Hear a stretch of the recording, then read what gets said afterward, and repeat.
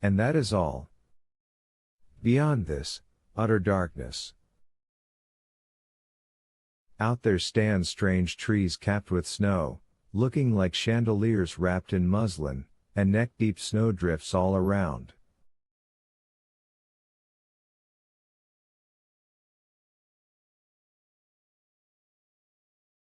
Terrifying. Obviously no one, however courageous, is going to come here.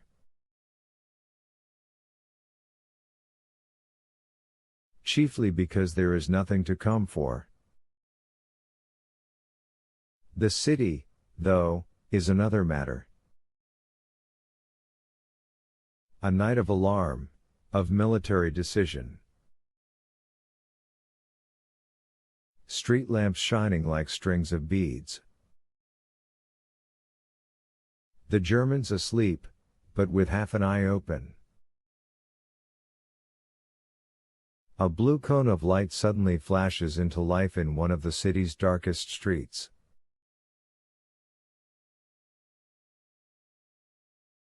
Halt! Crunch, crunch. Helmeted soldiers, with black earmuffs, walking down the middle of the street.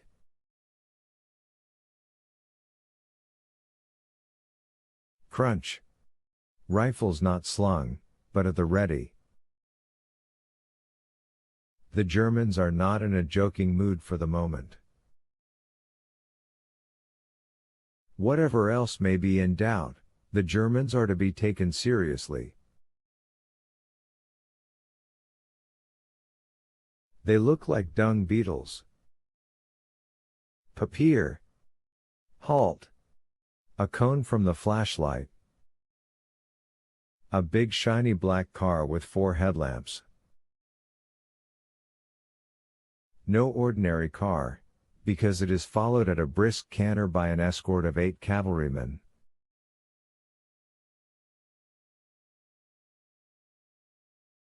The Germans are not impressed, and shout at the car. Halt! Where to? Who? Why? General Belyakoff, commanding general. That is another matter. Proceed, General. Deep inside, behind the glass of the car's windows, a pale mustached face.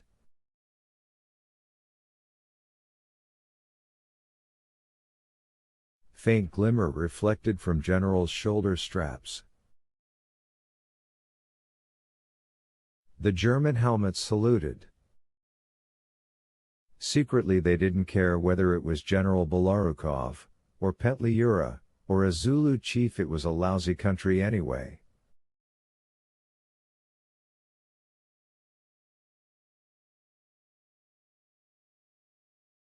But when in Zululand, do as the Zulus do. So the helmets saluted. Courtesy is international, as the saying goes. Hash. A night of martial deeds.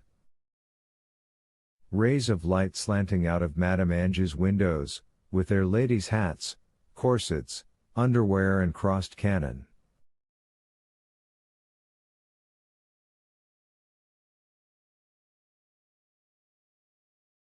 A cadet marched back and forth like a pendulum, freezing cold, tracing the Tsarist cipher in the snow with the tip of his bayonet.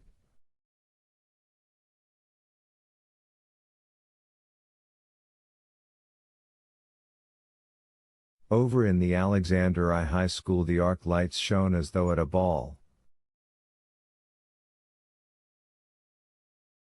Fortified by a sufficient quantity of vodka, Myshlayevsky tramped around the corridors, glancing up at Tsar Alexander, keeping an eye on the switchbox.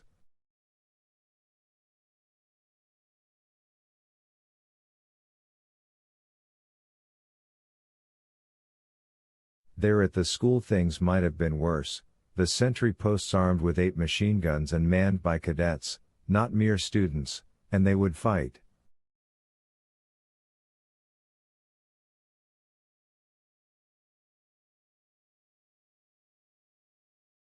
Myshlavsky's eyes were red as a rabbit's. He was unlikely to get much sleep that night, but there was plenty of vodka and just enough tension in the air for excitement.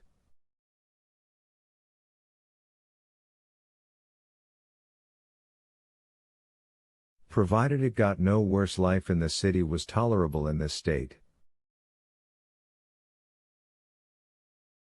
If you had nothing on your conscience, you could keep out of trouble.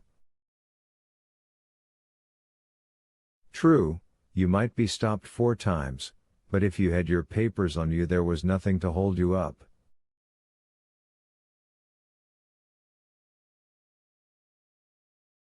It might look odd that you were out so late at night, but still, pass, friend.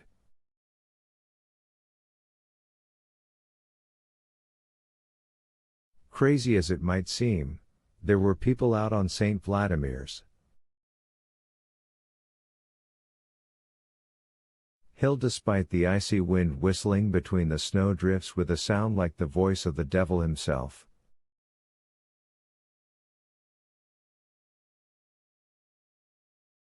If anyone were to climb up the hill, it could only be some complete outcast, a man who under no matter what government felt as much at home among his fellow men as a wolf in a pack of dogs, in a word, one of Victor Hugo's Miserables.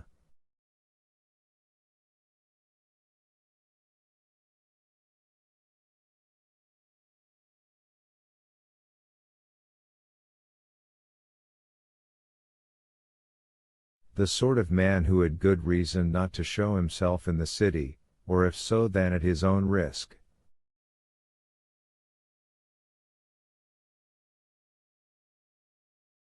If he were in luck, he might evade the patrols; if not, then it would be just too bad.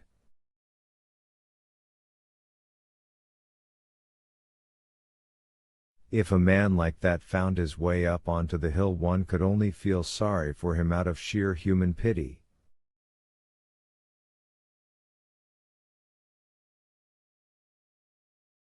The wind was so icy, one wouldn't send a dog out. After 5 minutes up there, he would be back home and whining to be let in. But